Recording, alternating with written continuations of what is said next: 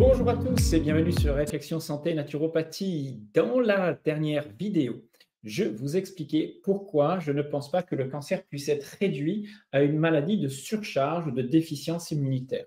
Aujourd'hui, je vais vous montrer pourquoi je ne pense pas que le cancer puisse être réduit à une simple maladie métabolique pour laquelle le sucre, l'insuline, les facteurs de croissance en seraient la cause. Je ne parle pas de facteurs aggravants. Je parle comme étant la cause profonde du cancer.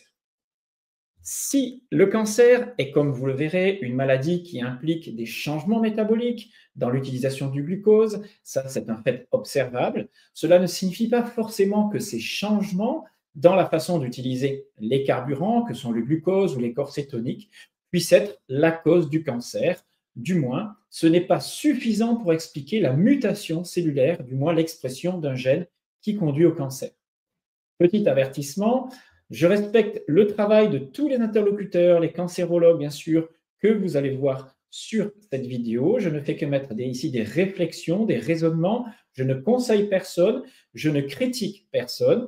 J'essaye juste de pousser le débat suffisamment loin pour pouvoir vous faire un jugement, vous permettre de savoir un petit peu ce que vous feriez peut-être si vous étiez un jour atteint de cancer ou si vous avez quelqu'un dans votre entourage qui l'est, non pas pour ne pas supprimer des traitements ou intervenir de telle ou telle façon, mais comprendre réellement ce qui se passe dans votre organisme et peut-être savoir ce qui peut éventuellement le provoquer, en créer du moins la cause.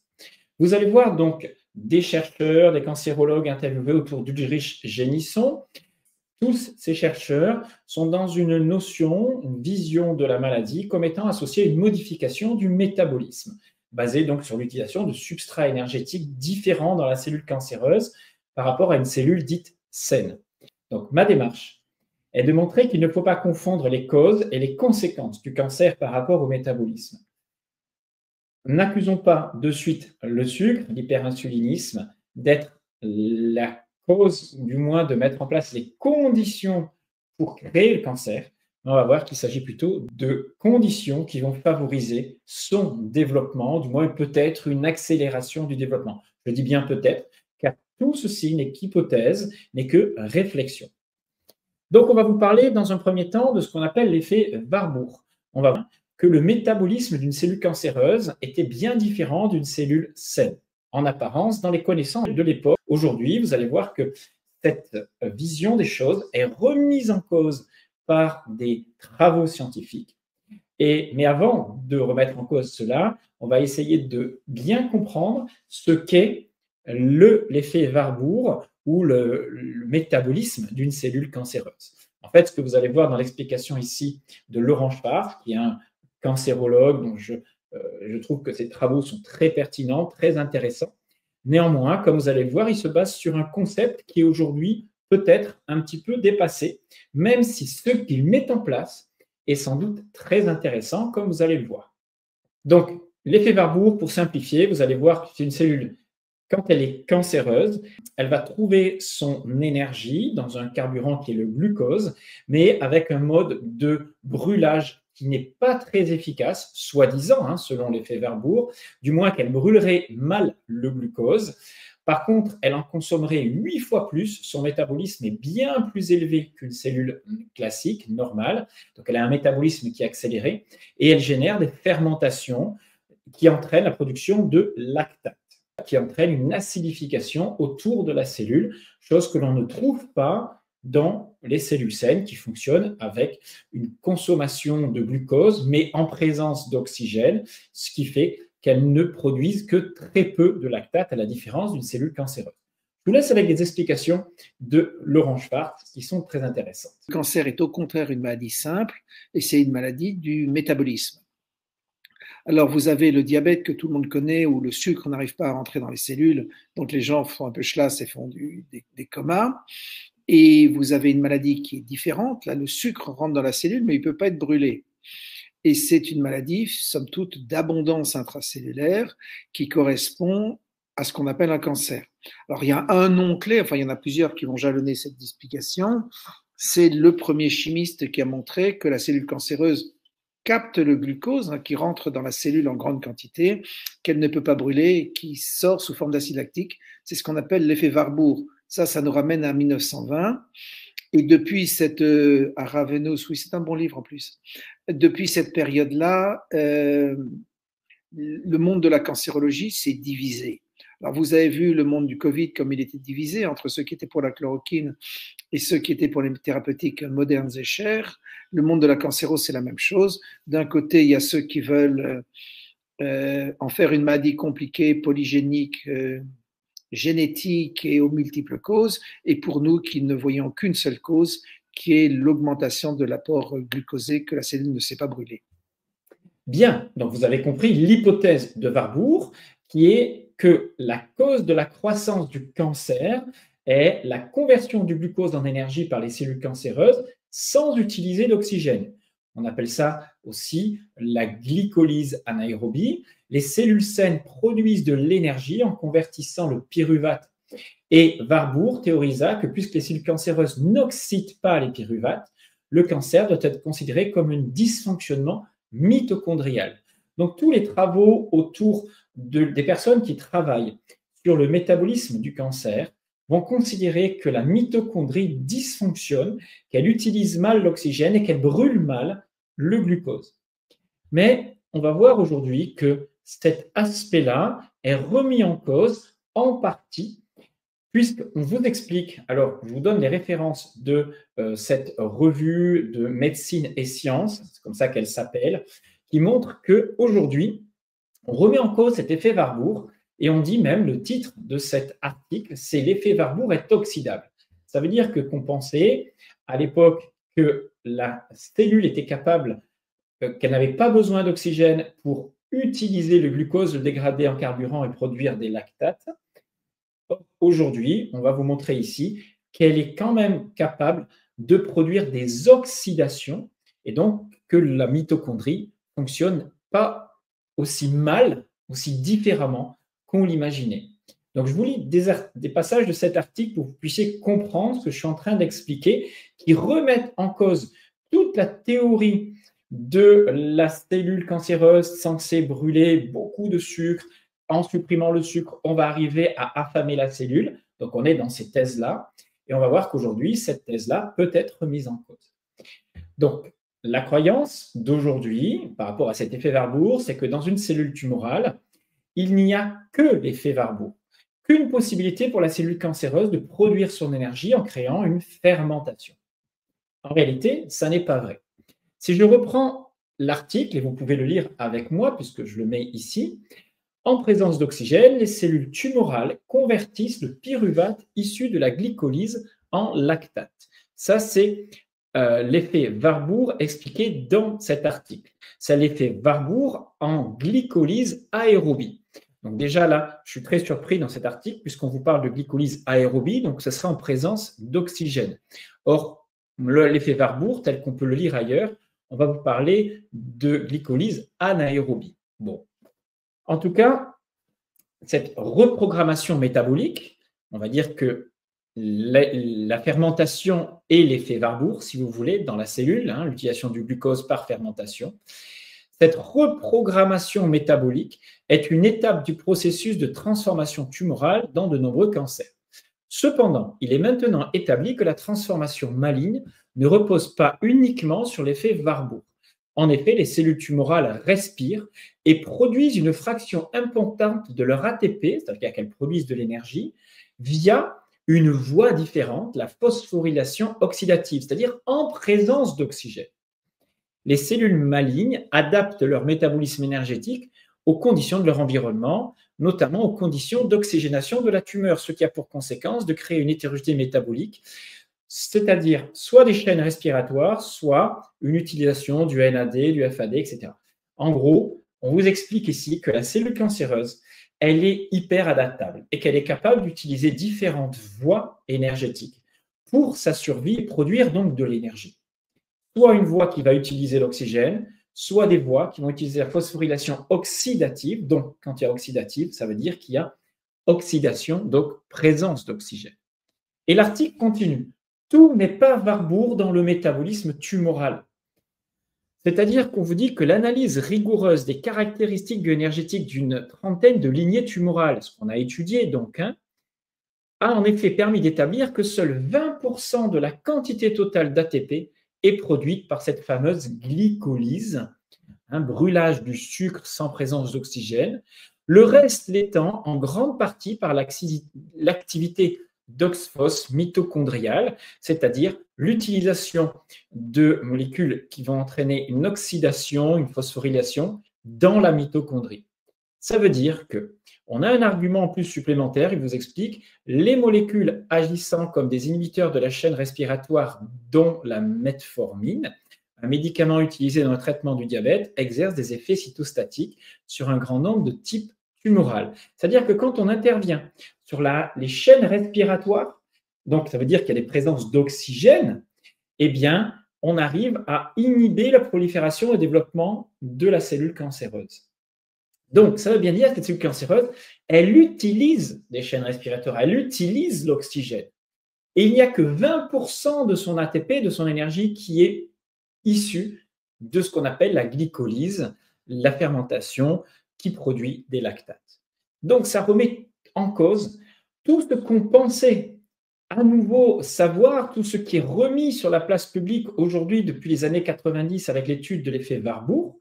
On pensait que privé de cette fermentation, de ce glucose, et la cellule n'allait plus pouvoir produire de l'énergie.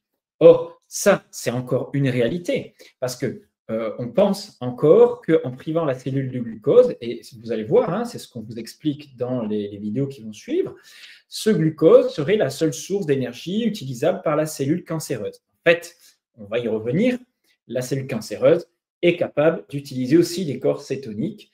Et on pensait pouvoir affamer une cellule cancéreuse en changeant le métabolisme et en passant d'un métabolisme basé sur les glucides à un métabolisme basé sur les graisses, comme dans le régime cétogène ou dans le jeûne. Alors ensuite, on va vous expliquer que comme la mitochondrie fonctionne mal, quand on a une maladie dite métabolique, on a une incapacité à produire de l'énergie, parce que la mitochondrie utiliserait mal l'oxygène, en fait, quand on regarde les derniers travaux, on sait aujourd'hui que l'explication ne réside pas en une altération de la fonction mitochondriale comme le pensait Warburg.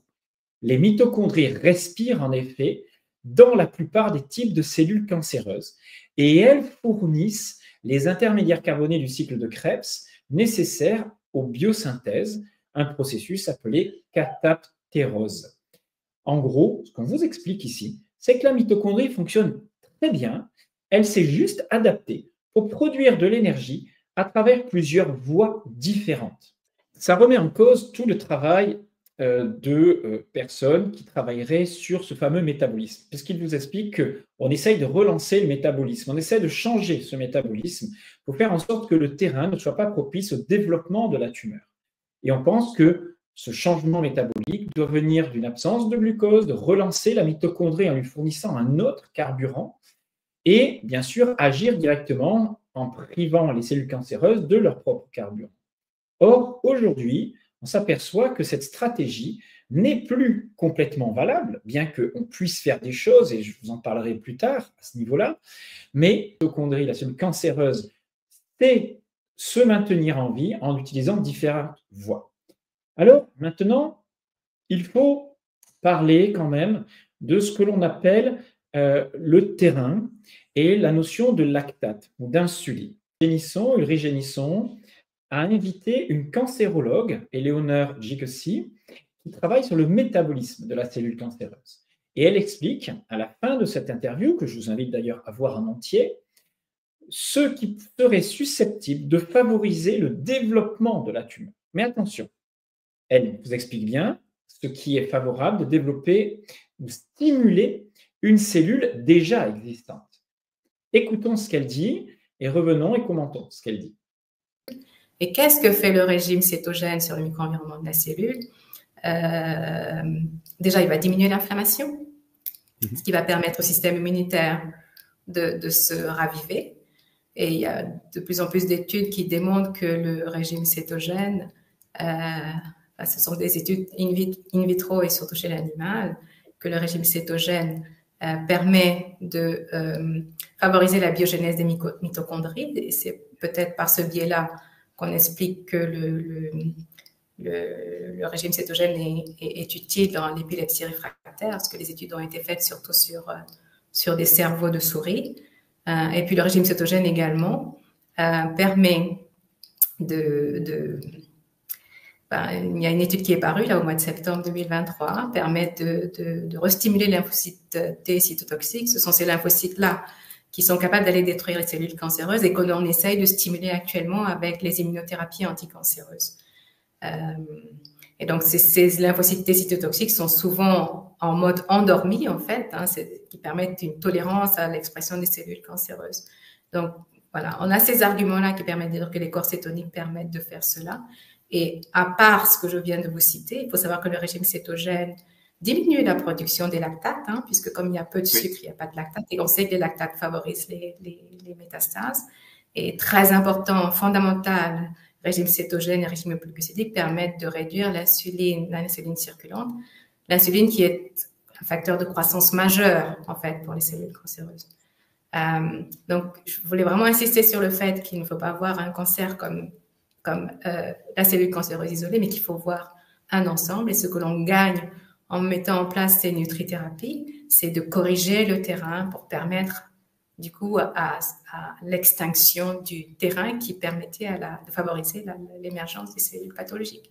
Donc, elle vous explique qu'il existerait donc une nutrithérapie susceptible de corriger le terrain qui permet l'émergence des cellules pathologiques.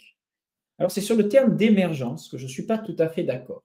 Aujourd'hui, les études qui sont faites sur le cancer, etc., lui montrent effectivement qu'il y a un métabolisme différent, qu'il y a bien un terrain autour de la cellule, un milieu qui s'acidifie suite à une fermentation, une libération de lactates importants, que ces lactates soient favorables au développement de la tumeur, que favorisent des métastases, comme elle dit, ou que l'insuline soit un terrain favorable pour augmenter, puisque ça augmente les facteurs de croissance et que ça va stimuler les cellules cancéreuses, je veux bien le croire et l'admettre.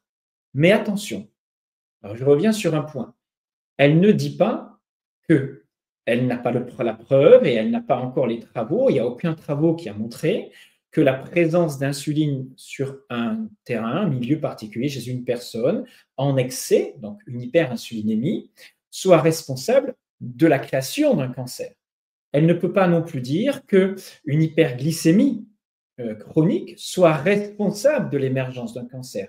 Et elle ne peut pas non plus dire que les lactates, la fermentation et l'acidification au milieu d'un milieu, qui n'existe pas d'ailleurs, mais il n'existe qu'autour de la cellule, ça c'est une réalité cancéreuse, et bien que cette émission de lactate dans le corps soit responsable de la création de la cellule cancéreuse. Ne confondons pas les causes et les conséquences. Que le jeûne, l'exercice physique, une nutrition sans glucides favorise un terrain qui limite éventuellement la prolifération des cellules déjà existantes est un fait, peut-être, sans doute quelque chose auquel je veux bien croire, et encore, on verra que ce n'est pas aussi simple que ça.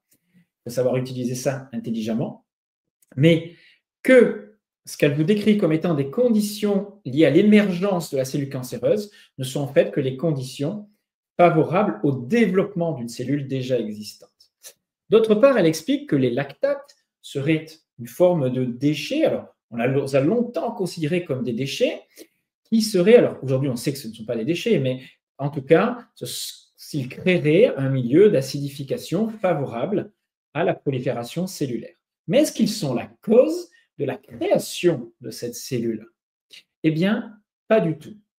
On va voir que c'est la cellule cancéreuse qui, en modifiant son métabolisme, crée des fermentations qui libèrent le pyruvate transformé en lactate et donc favorise une acidification, mais dans un périmètre très restreint autour de la tumeur. Voilà ce qu'en dit la revue et l'article scientifique dont j'ai mis les références en dessous de cette vidéo. Le lactate est produit en majorité à partir de pyruvate issu de la glycolyse, mais une fraction a également pour origine la glutamine. On sait que la cellule cancéreuse aime se nourrir aussi de glutamine et de sucre. Afin d'équilibrer leur pH intracellulaire, je rappelle que le pH d'une cellule cancéreuse intracellulaire est basique, alors que le milieu qu'elle génère autour d'elle est acide. Les cellules malignes exportent cette molécule grâce à 4 transporteurs de monoboxylate, provoquant ainsi une acidification du milieu extracellulaire qui les environne et dont le pH est compris entre 6,5 et 7. Mais les cellules cancéreuses disposent également d'un équipement varié de transporteurs qui leur permettent de s'adapter à l'acidose de leur micro-environnement ainsi provoqué.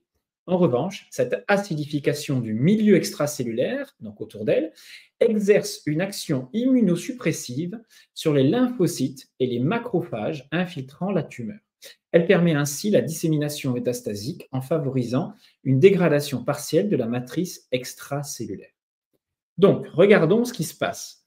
La cellule cancéreuse est capable de produire des lactates qui vont acidifier son environnement. Cette acidification va permettre, au niveau extracellulaire, de limiter les attaques du système immunitaire contre elle. Donc, elle est protégée, si vous voulez, d'action de notre immunité grâce à cette acidification. Donc, retenez déjà qu'une chose qui est importante, c'est que cette cellule, elle est très efficace pour se protéger et survivre. Elle a une capacité d'adaptation et de survie qui est fabuleuse. En termes de survie, c'est une merveille. Je ne suis pas en train de faire l'éloge de la cellule cancéreuse, mais regardez, tout est mis en place pour qu'elle survive malgré tout. Ensuite, si je reviens sur la notion de lactate, d'acide lactique, heureusement que ce n'est pas la cause de la naissance de la tumeur. Pourquoi? Eh bien parce que ces lactates, on en produit tout le temps. Et si vous êtes quelqu'un qui est sportif, et plus vous êtes sportif de haut niveau, plus vous en produisez, eh bien ce lactate, nous on a la capacité, lorsque nos cellules notre corps est sain, je ne parle pas de cancer là, mais un sportif de haut niveau va produire énormément de lactate, puisqu'il va être en glycolyse anaérobie, c'est-à-dire sans présence d'oxygène, il va créer des fermentations importantes, il va faire ce qu'on appelle un cycle de Cori, pour que ces lactates soient réutilisés sous forme de source d'énergie au niveau du foie. Il va retransformer en glucose et réutiliser. Donc, attention, les lactates ne sont pas un déchet, ils sont au contraire une source d'énergie supplémentaire quand on sait bien les utiliser, quand on les tolère et quand on résiste à une accumulation de lactates important. C'est le cas quand vous êtes par exemple un nageur ou un coureur de demi-fond. Vous êtes capable de résister à des très hauts niveaux de lactate. Et c'est ceux-là qui font les meilleures performances sportives. D'ailleurs, ces lactates, lorsqu'ils augmentent dans le muscle, lorsque vous brûlez quantité importante sans présence d'oxygène, puisque votre apport d'oxygène est insuffisant quand vous faites des efforts très intenses, eh bien, vous avez une brûlure qui arrive dans le muscle. Cette brûlure a des effets aussi métaboliques, c'est-à-dire qu'ils vont stimuler l'hormone de croissance. C'est une façon de faire du muscle en créant ce que l'on appelle une congestion musculaire avec une acidification à l'intérieur, ce que l'on appelle aussi la brûlure chez les personnes qui font par exemple de la musculation. C'est ce que l'on recherche pour créer de la masse musculaire. Donc ça envoie un signal de stimulation et de reconstruction musculaire derrière. Mais revenons à nos moutons. Il faut qu'il y ait déjà une cellule qui exprime des gènes particuliers qui vont lui permettre de fermenter en partie le glucose sans présence importante d'oxygène. Et ce glucose, cette fermentation va être libératrice de lactate. On sait que la cellule cancéreuse utilise 8 fois plus de glucose qu'une cellule saine. Elle a un métabolisme qui serait 100 fois plus élevé. Mais ce ne sont pas les lactates qui créent les conditions à l'émergence de la cellule cancéreuse. C'est bien la cellule cancéreuse qui génère des lactates et qui va favoriser son développement ou peut-être éventuellement le développement de métastases. Donc, la cellule cancéreuse n'est pas créée par la présence de lactates. Donc, ne confondez pas ce qui peut paraître être une déformation, une modification du terrain qui créerait l'émergence d'une maladie, qui est le cancer, avec les conséquences de ce qu'est le métabolisme de la cellule cancéreuse. La conclusion de l'article qui m'a permis de montrer que ça ne fonctionnait pas tout à fait comme ça, c'est Warburg au XXIe siècle, se termine de la façon suivante. Loin de l'image erronée de la cellule maligne usant de manière dispendieuse du glucose pour produire du lactate, un déchet entre guillemets, qui serait sans fonction métabolique, il apparaît qu'elle le recycle, se conformant à la célèbre maxime prêtée à Lavoisier, rien ne se perd, rien ne se crée, tout se transforme. Il y a donc fort à parier que notre cadre théorique expliquant le métabolisme tumoral soit encore très incomplet et que les avancées prochaines dans ce domaine très actif de la recherche nous forcent à reconsidérer ce que nous tenions pour acquis. Donc, attention, quand vous regardez l'entièreté de cet article, vous apercevez que la cellule tumorale, elle a la capacité d'utiliser des voies métaboliques très différentes et qu'il n'y a pas que l'effet Warburg. Ce n'est qu'un effet, qu'une voie métabolique parmi d'autres. Et on s'aperçoit que cette cellule tumorale n'a pas de dysfonctionnement mitochondrial, pas du tout, au contraire. Sa mitochondrie va être douée d'une multitude d'adaptations, multitude d'utilisations de sources énergétiques, que ce soit le glucose en présence ou pas d'oxygène, que ce soit les corps cétoniques, puisqu'on sait aujourd'hui que grâce à une enzyme, Scott, vous regarderez l'interview de Laurent Schwartz avec Ulrich Génisson, précédemment montré sur le site d'Ulrich Génisson, je vous demande d'aller le voir, mais on s'aperçoit aujourd'hui que même privé de glucose, dans un jeûne ou dans un régime cétogène, que ce soit avec des grandes quantités de cétose ou pas, la cellule cancéreuse sera de toute façon capable d'utiliser différentes voies métaboliques et différentes sources de carburant, dont les corps cétoniques. Tout est mis en place pour qu'elle survive. Donc, la question qu'on doit se poser maintenant, c'est, quand on recherche les causes du cancer, c'est qu'est-ce qui fait que la cellule cancéreuse, la mitochondrie, son métabolisme, tout se met en place pour mieux fermenter le glucose et utiliser d'autres voies métaboliques. Pourquoi elle utilise toutes ces voies énergétiques qui la rendent presque indestructible et résistante à énormément de traitements? C'est-à-dire que personne ne peut connaître l'origine de la mutation qui en fait une cellule extrêmement adaptable, parfaite pour la survie. Donc, je ne veux pas vous faire peur. Je ne glorifie pas la tumeur. J'essaie de vous montrer qu'en matière de survie, elle est extrêmement bien faite. Et ça pose une certaine question. Est-ce que cette cellule cancéreuse se développe vraiment de façon anarchique, au hasard? Est-ce que cette cellule muterait simplement pour croître, se développer sans aucun but, sans aucun sens, sur n'importe quel terrain? En réalité, je ne le crois pas. Elle est trop parfaite pour sa survie, biologiquement faite pour survivre, que je ne crois pas qu'elle ne soit que là par hasard. Donc, je pense, comme vous l'avez vu la dernière fois, qu'elle n'est ni liée à une surcharge, ni liée à une immunité déficiente, ni liée à une surcharge en sucre ou à une insuline. Et je vais vous le montrer maintenant. Le docteur Ulrich Kammerer, qui a écrit sur le régime cétogène et le cancer, avec Rainer Clement, ont beaucoup parlé et expliqué dans la revue Nutrition and Metabolism que les cancers sont sensibles à l'approvisionnement en sucre et que limiter l'approvisionnement en sucre limiterait leur expression. Et ils parlent aussi, ils expliquent que l'insuline interviendrait. Elle explique, au cours de ces dernières années, de nombreuses preuves ont suggéré qu'une réduction systématique de la quantité de glucides alimentaires pourrait supprimer ou au moins retarder l'apparition du cancer et que la prolifération des cellules tumorales déjà existantes pourrait être ralentie. Cette hypothèse est étayée par l'association entre les maladies chroniques modernes comme le syndrome métabolique et le risque de développer un cancer ou d'en mourir. En fait, elle explique que statistiquement, on observe une relation entre les personnes qui ont une maladie métabolique qui auraient plus de risques de développer un cancer tout au long de leur vie. Mais là, elle ne vous dit toujours pas que l'hyperglycémie, si vous voulez, la résistance à l'insuline, comme on va le voir, hein, qui est associée au syndrome métabolique, serait la cause de l'émergence. On vous dit juste qu'il y a une statistique qui montre une corrélation entre les deux. Faire très attention. Entre corrélation n'est pas vérité, hein, ne montre pas une vérité absolue. Quand on écoute le discours tout à l'heure d'Eleonore Gicossi, on s'aperçoit qu'elle nous dit l'insuline est un facteur favorisant le développement du cancer. Oui, et le docteur Christine Horner nous explique ceci par rapport au cancer du sein en relation avec l'insuline. Quand il s'agit de cancer du sein, l'insuline n'est pas une alliée. Une des principales raisons est que les deux cellules, celles du sein et les cellules cancéreuses, portent des récepteurs insuliniques, comme la plupart des cellules du corps d'ailleurs. Hein. Toutes les cellules du corps portent des récepteurs insuliniques.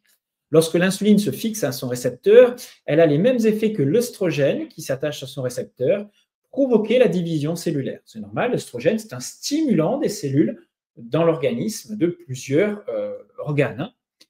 Lorsque l'insuline se fixe à son récepteur, elle a le même effet que l'œstrogène qui s'attache à son récepteur, provoque la division cellulaire. Plus il y a d'insuline, plus vite vos cellules mammaires se diviseront, plus vite elles se divisent, plus votre risque de cancer du sein est élevé et plus rapidement les cellules cancéreuses déjà existantes croîtront. Alors, attention, elle vous dit, plus vous avez d'insuline, plus votre risque de cancer est élevé. Oui, mais ça ne nous explique pas la relation qui existe directe entre insuline et mutation cancéreuse. On est toujours sur une statistique. D'autre part, ils disent que des taux élevés d'insuline peuvent être préjudiciables pour une autre raison. Ils augmentent la quantité d'œstrogène disponible pouvant se fixer au récepteur de l'œstrogène dans le tissu mammaire. C'est-à-dire que plus vous allez avoir d'insuline, plus vous allez avoir de risque de fixation de l'œstrogène sur la cellule cancéreuse, et donc plus vous aurez de risque qu'elle prolifère, ce qui est tout à fait normal, puisque ça joue un rôle de facteur de croissance, et que l'œstrogène est aussi un stimulant de la cellule du sein.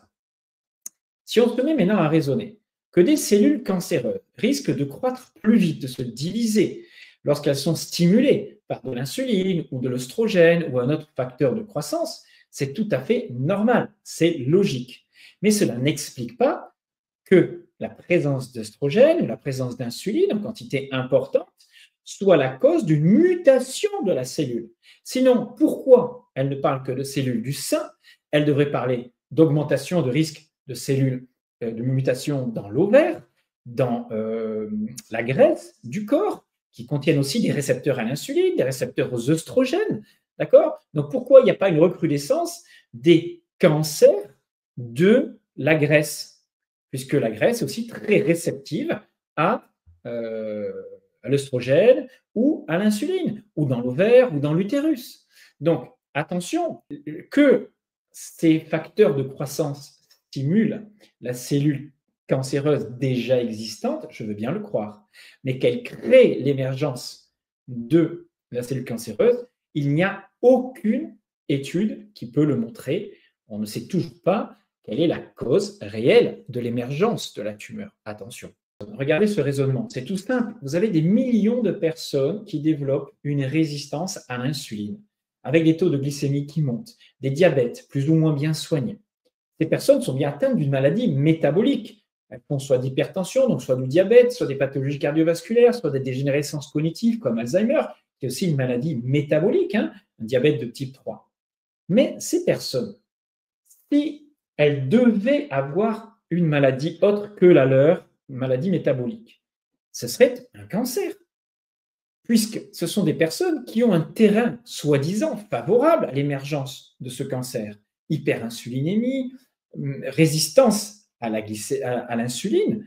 Donc, derrière, pourquoi elles ne font pas systématiquement un cancer? Ma grand-mère était dans ce cas-là. Pendant plus de 20 ans, elle a été soignée pour un diabète, elle a été traitée, elle est finie, morte d'une sénilité, une forme de dégénérescence cognitive et d'un arrêt cardiaque. Mais pendant toutes ces années, elle n'a pas développé de cancer. Ma mère, qui a aussi un diabète, qui est relativement bien géré, avec une HbA1c autour de 7%, donc des niveaux quand même d'insuline qui doivent être relativement élevés, des glycations dans le corps, puisqu'elle a une HbA1c qui n'est pas en dessous de 6%. eh bien, elle n'a pas de cancer. Ça fait 20 ans et elle est en pleine forme. Donc, à 75 ans passés. Donc, ce que je veux vous expliquer, c'est que si on trouve une corrélation entre maladie métabolique et risque de cancer augmenté, c'est peut-être parce que des cellules cancéreuses qui se développeraient à minima, c'est-à-dire qui seraient émergentes, qui seraient passées inaperçues sur un terrain d'une personne qui n'a pas d'hyperinsulinisme, eh bien, elles vont sur un terrain d'une personne qui a des taux d'insuline, des facteurs de croissance élevés, eh bien, elle va se développer plus vite et atteindre une taille plus importante qui sera visible plus tôt. Mais regardez, le raisonnement inverse est aussi possible. Je reviens sur l'exemple de mon amie qui a 60 ans, enfin pratiquement 59 ans, a développé un cancer du sein alors qu'elle était hyper sportive. Elle a des taux de glucose dans le corps qui sont hyper bas. Je ne les ai pas vérifiés au quotidien, mais elle court tous les jours. Elle a un métabolisme exceptionnel, elle n'a pas de variation de glycémie toute sa journée. Elle fait des trails, je vous ai expliqué, 160 km régulièrement à 60 ans. Elle a même fait 250 km. Donc, elle fait du sport tous les jours. Elle ne prend pas d'aliments industriels. Elle se nourrit une nourriture classique. Bien sûr, elle prend quelques féculents. Elle prend des oléagineux aussi. Il y a des sources de glucides dans son corps. Mais elle les brûle, elle les brûle, elle les brûle, elle les brûle tout le temps. Mais elle a fini par quand même avoir un cancer du sein. Ses taux d'œstrogène sont, à mon avis, extrêmement bas. Elle est ménopausée depuis une dizaine d'années. Elle est maigre comme un clou et sportive comme on ne peut pas faire mieux, quoi. Donc, l'hypothèse de l'hyperglycémie qui créerait le cancer, là, il y a autre chose. On est d'accord que l'hyperinsulinisme, elle n'en a pas, elle. Voilà. Donc, attention, ne confondez pas les conditions qui vont favoriser le développement d'une tumeur déjà existante et les conditions qui favorisent son émergence. Sur ce deuxième point, on ne sait toujours pas. En conclusion de cette vidéo, vous avez compris que dès qu'on rentre dans la complexité humaine, les choses deviennent de plus en plus difficiles à interpréter, bien sûr à comprendre, mais à un moment donné, il faut quand même se positionner. Alors oui, le cancer est une maladie métabolique, mais pas comme les autres.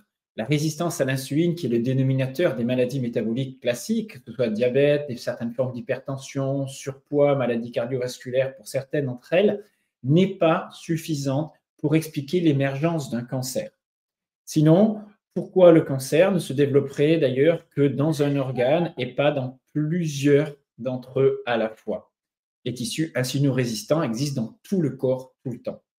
Par contre, la consommation de sucre, d'insuline qui est élevée, certains facteurs de croissance pourraient expliquer l'accélération du développement des tumeurs, bien sûr, et le fait qu'il y ait une corrélation entre maladie métabolique et développement des cancers, mais pas forcément sur leur émergence. Ensuite, le cancer n'est pas une maladie des mitochondries, n'est pas un dysfonctionnement mitochondrial comme on l'a imaginé. La cellule cancéreuse peut d'ailleurs utiliser, grâce à ses mitochondries, plusieurs voies métaboliques et des carburants différents, c'est-à-dire qu'elle est capable d'adaptation en utilisant à la fois de la glutamine, parfois du glucose, mais aussi des corps cétoniques. C'est-à-dire que les régimes qui vont utiliser à la fois soit des protéines, soit des glucides, soit des corps cétoniques, vont de toute façon finir par nourrir la cellule qui s'organise de toute façon pour sa survie, quoi qu'il arrive. C'est pour ça que la cellule cancéreuse est douée de capacités d'adaptation très importantes. Elle est même capable de se protéger, comme on l'a vu, de notre système immunitaire pour favoriser donc sa survie. Donc, qu'est-ce qu'on fait avec tout ça? Eh bien, il faut bien comprendre que de toute façon, soigner un cancer va passer forcément par une approche allopathique, un protocole, suivre son cancérologue, ça c'est la première chose. Mais à côté de cela, on ne se contentera pas de ça. On va créer les conditions qui seront les moins favorables à l'accélération du développement du cancer. Que ce soit par l'alimentation, moins riche en facteurs de croissance, en insuline, en glucose, etc., que ce soit par l'intégration du jeûne, certains régimes alimentaires particuliers pourront être intéressants. Je vous en parlerai plus tard dans des prochaines vidéos consacrées donc à qu'est-ce que je ferais si j'avais un cancer. Cherchez ensuite les causes de l'émergence de ce cancer et ne pas les chercher forcément que dans l'alimentation, que dans la surcharge, que dans l'intoxication ou les niveaux d'insuline élevés, mais peut-être intégrer une dimension psycho-émotionnelle. En tout cas, tant que nous ne prendrons pas en compte la relation psychisme, cerveau, organe, la compréhension des lois biologiques, faire la synthèse entre notre évolution, la notion de surstress, de ressenti associé à une biologisation du conflit, tout ça, je vous en parlerai bientôt. Eh bien, tant que nous n'intégrerons pas ça dans un protocole dit intégratif ou holistique dans le traitement des cancers, je pense que nous nous privons d'une solution qui est essentielle. Demandez-vous simplement, et je vais finir là-dessus, ce qui fait que deux personnes atteintes d'un même cancer, à un stade identique, avec un même traitement et qui ont la même hygiène de vie, eh bien, l'un va guérir, l'autre pas. Pourquoi? Demandez-vous pourquoi aussi des personnes censées être condamnées, à qui on n'a donné que quelques semaines, quelques mois de vie, vont tout lâcher, partir, faire le tour du monde, voyager et vont se mettre à guérir spontanément. C'est des cas rares, mais ça existe. Qu'est-ce qui déclenche l'arrêt du développement de cette tumeur, sachant qu'elle n'avait plus de traitement? Qu'est-ce qui fait que des personnes qui aussi ont guéri du cancer suite à des traitements là, et qui derrière n'ont rien changé à leur hygiène de vie, n'ont tout de même pas rechuté? Si l'hygiène de vie est associée à la création d'un cancer, alors au moins que ces personnes-là, qui ont fait des bêtises et qu'elles refont des bêtises, entre guillemets, devraient rechuter. Je compléterai cette vidéo la semaine prochaine avec le commentaire d'une vidéo d'Henri Joyeux qui va parler, qui aborde les causes selon lui du cancer. Et donc, vous verrez en quoi je ne suis pas tout à fait d'accord avec son approche, mais je ne remets pas en cause et en question tous les apports et tous les bienfaits des personnes que vous avez vues dans ces vidéos ou que vous verrez dans les prochaines vidéos. Je vous dis merci de me suivre. Si vous êtes intéressé par mes formations, écoutez ce qui va suivre. Et sinon, je vous dis à très bientôt. Merci pour vos commentaires et merci de me suivre aussi fidèlement. Pour finir et clore cette vidéo un petit peu longue, je vais vous faire profiter de ce que dit Henri Joyeux sur cet aspect-là dans une de ses conférences. Je vous laisse écouter ces 3 minutes et on se retrouve juste après pour finir de commenter tout ça. Vous pensez avoir toutes les clés pour rester en bonne santé, en appliquant quelques conseils piochés ça et là sur Internet. Mais avez-vous vraiment les connaissances pour comprendre et personnaliser ces conseils? J'ai décidé de condenser 30 ans de mon expérience et 25 ans d'enseignement en une série de formations audio-vidéo sur tous les domaines de la naturopathie et du décodage psychobiologique. Métabolisme, nutrition, jeûne, hormèse, mouvement, bilan de vitalité, analyse sanguine, étude des tempéraments, techniques naturelles de santé, relations cerveau, psychisme, organes et sens profond des maladies. 30 formations disponibles à la demande pour apprendre sur les principes vitalistes de la naturopathie, comprendre l'origine des symptômes et agir concrètement de manière individualisée. Que vous soyez étudiant en naturopathie, praticien ou simplement désireux d'accéder à une santé optimale, ces formations sont faites pour vous, que ce soit sous forme de stage à la carte ou en intégrant le programme complet sur alsacenaturo.com. Devenez le coach de santé que vous avez toujours voulu être, offrez-vous les outils vers la pleine santé, c'est le plus beau cadeau que vous pouvez vous offrir ou offrir à vos proches. Le tout à des tarifs très accessibles. Rejoignez-moi donc sur alsacenaturo.com ou sur jbnaturo@orange.fr.